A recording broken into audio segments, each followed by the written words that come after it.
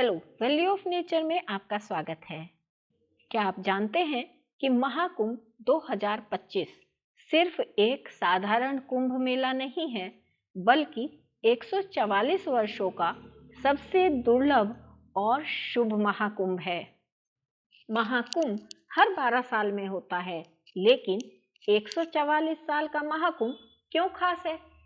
क्या आप जानते हैं कि 144 वर्ष में होने वाला यह महाकुंभ, जिसे विशेष कुंभ भी कहते हैं, क्यों इतना खास है? इसकी पौराणिक कथा और ज्योतिषीय महत्व हर किसी को मोहित कर देती है।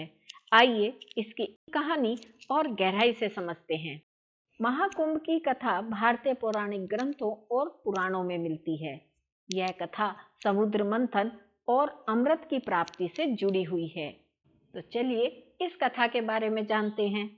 जब देवता और असुर अमृत को प्राप्त करने के लिए चिंतित थे, तो उन्होंने भगवान विष्णु की शरण ली। विष्णु जी ने सुझाव दिया कि समुद्र मंथन के द्वारा अमृत प्राप्त किया जा सकता है। इस मंथन के लिए मंदराचल पर्वत को मथनी और वासुकी नाग को रस्सी बनाया गया। देवता और असुरों ने मिलकर मंथन किया। मंथन से निकले 14 रत्नों में से एक था अमृत कलश, यानी कि अमृता का प्रतीक। लेकिन जैसे ही यह कलश निकला, देवताओं और असुरों के बीच में इसे पाने की होड़ मच गई। फिर देवताओं और असुरों में संघर्ष शुरू हो गया। यह युद्ध 12 दिव्य दिनों तक चला, जो कि मनुष्य के 12 वर्षों के बराबर था।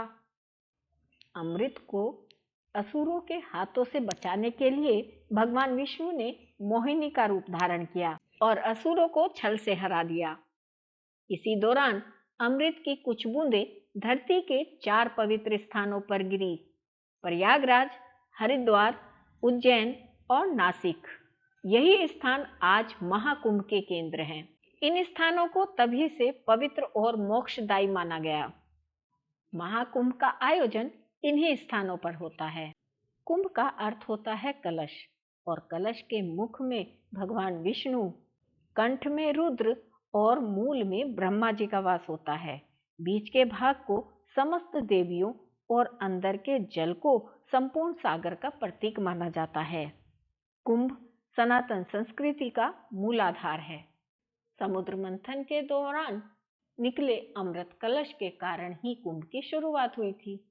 चलिए अब कुछ कुंभ से जुड़े हुए रहस्यों के बारे में जान लेते हैं। 144 वर्षों में एक बार होने वाले महाकुंभ का आयोजन सिर्फ प्रयागराज में होता है, क्योंकि प्रयागराज में 3 नदियों का संगम है: गंगा, यमुना और सरस्वती।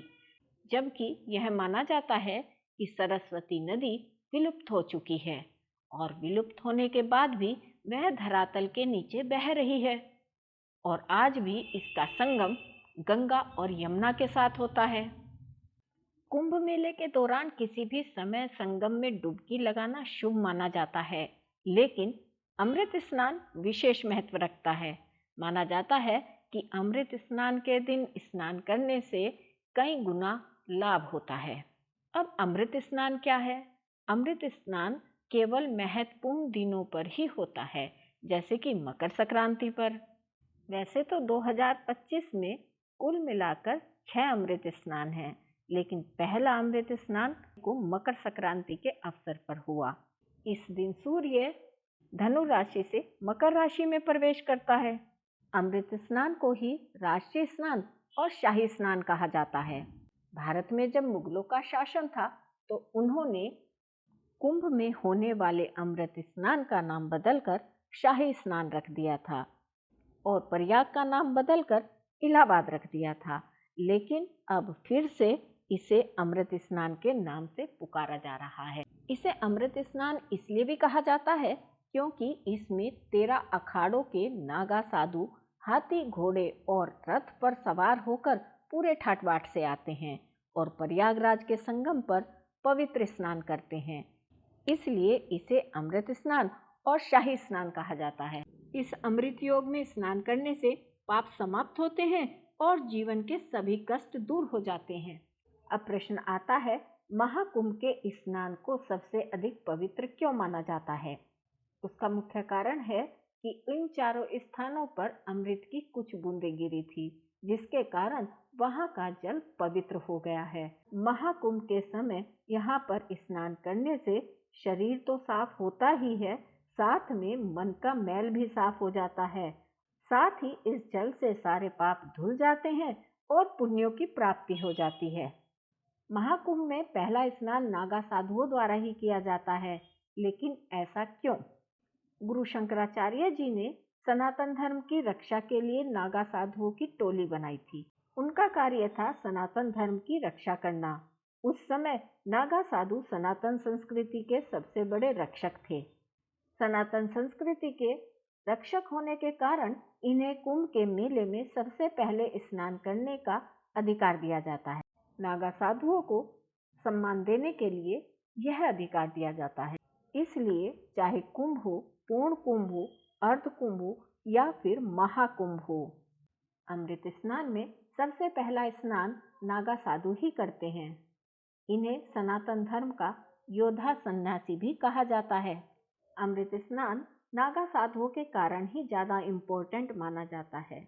जैसा कि हिंदू धर्म में होता है कि सुहागन महिलाएं 16 श्रृंगार करती हैं, वैसे ही अमृत स्नान के लिए नागा साधु 17 से 21 श्रृंगार करते हैं।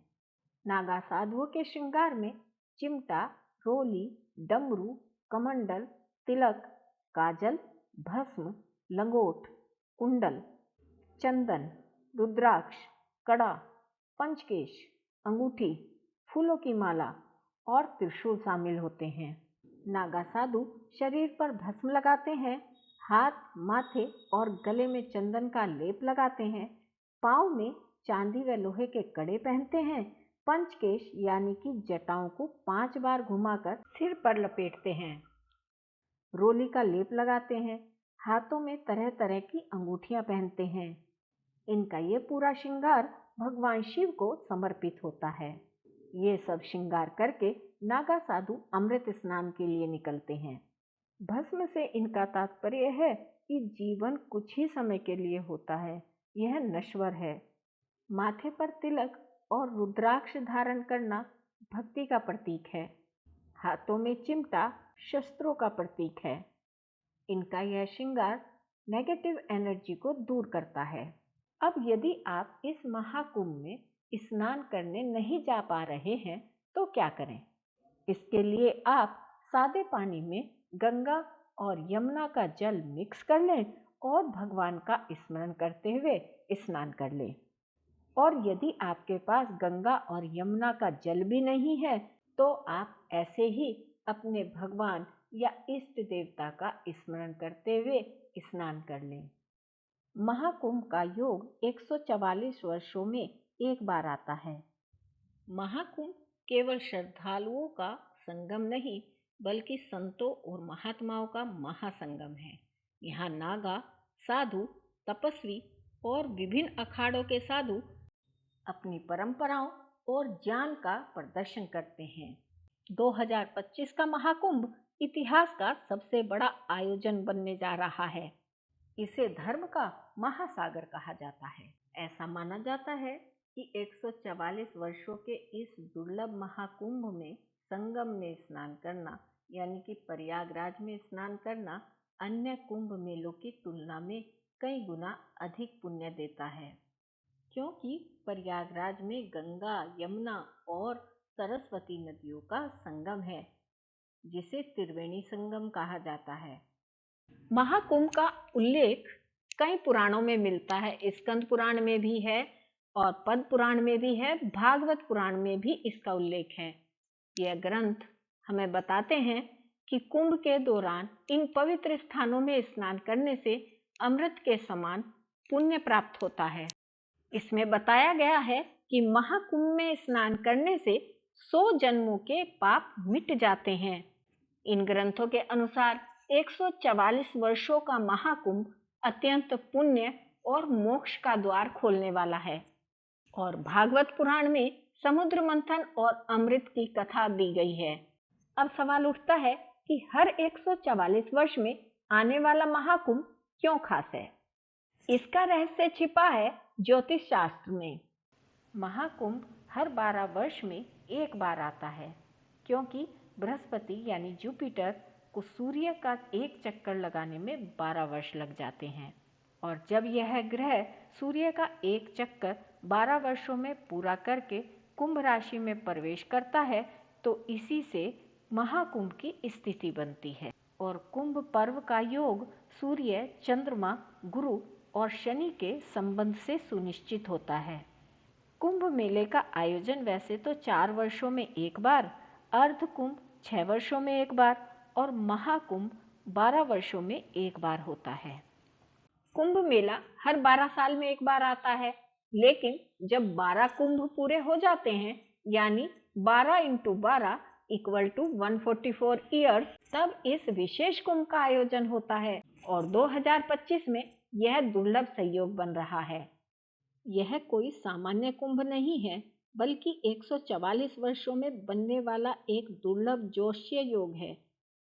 जब बृहस्पति, सूर्य, चंद्रमा एक विशेष स्थिति में आ जाते हैं तो यह महायोग बनता है, जिसे अमृत योग कहा जाता है। 144 साल का कुंभ विशेष ग्रह नक्षत्रों के योग के कारण अन्य कुंभों से ज्यादा पवित्र माना जाता है।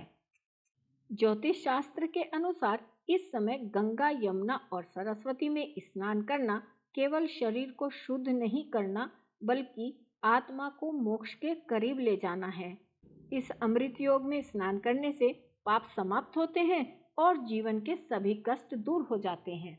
ऐसा माना जाता है कि 144 वर्षों के इस दुर्लभ महाकुंभ में संगम में स्नान करना यानी कि प्रयागराज में स्नान करना अन्य कुंभ मेलों की तुलना में कई गुना अधिक पुण्य देता है, क्योंकि प्रयागराज में गंगा, यमुना और सरस्वती नदियों का संगम है, जिसे त्रिवेणी संगम कहा जाता है।